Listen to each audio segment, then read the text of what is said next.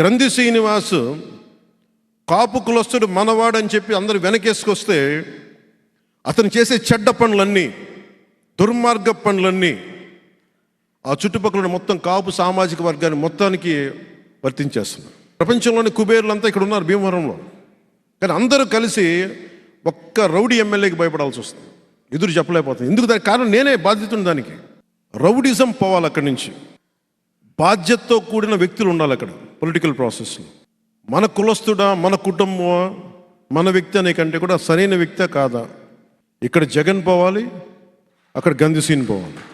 ఇది ఈ రౌడిజం ఇంకా మారాలి. కిందటి నెల 21వ తారీఖుని భీమవరం వచ్చాడు ఆయన. గ్రంథి శ్రీనివాస్ అంటే నాకేం ద్వేషం లేదు అని మాట్లాడాడు. నెల రోజులు కూడా పూర్తి కాల.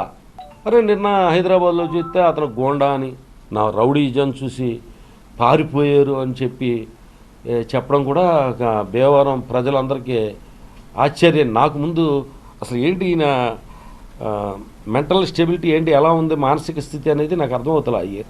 చెప్పు చూపించడం, అలా రోడ్డు మీద తరిమి కొడతామని చెప్పడం.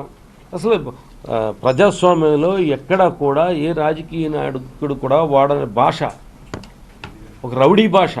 ఒక రౌడీ భాష మాట్లాడుతూ గ్రంథి శ్రీనివాస్ రౌడీ లేదా జగన్మోహన్ రెడ్డి గారు రౌడీ ఇలా మాట్లాడుతుంటే గురువింద గింజ సామెత గుర్తొస్తుంది.